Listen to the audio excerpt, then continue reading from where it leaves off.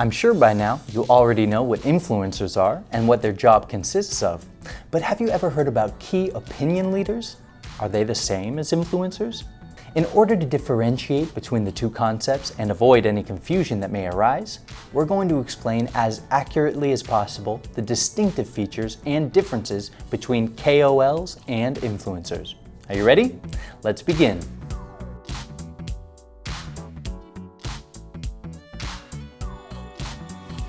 What are KOLs, or key opinion leaders?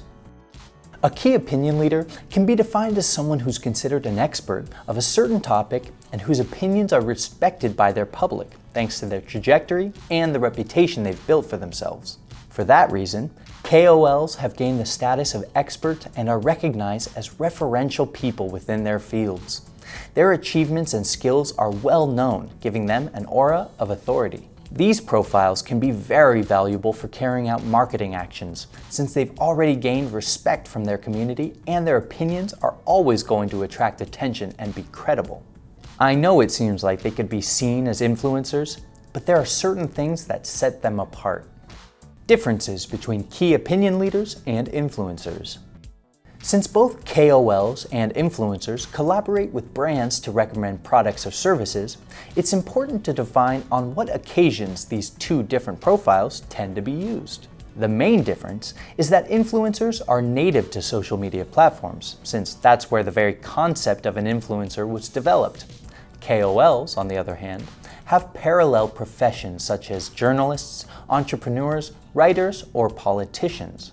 A KOL can, of course, have a big presence on social media or have a blog or YouTube channel, but these don't tend to be their main means of communication, nor do they necessarily post very frequently.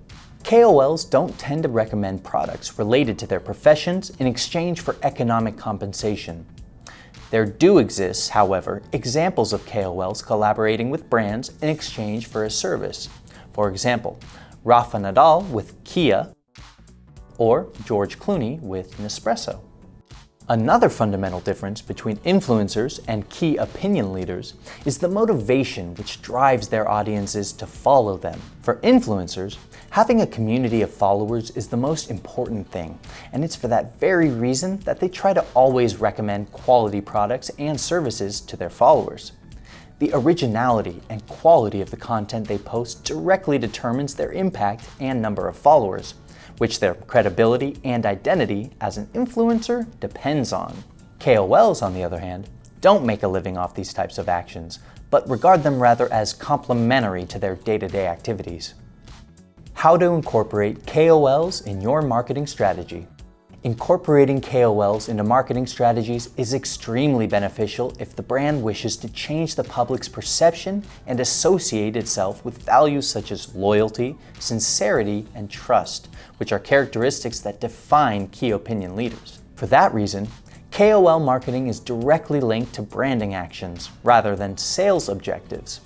If you want your KOL marketing strategy to be effective, it's important to choose the right figure to lead your campaign. Just because someone has gained the title of expert within a certain field doesn't mean they're the right person to represent your brand.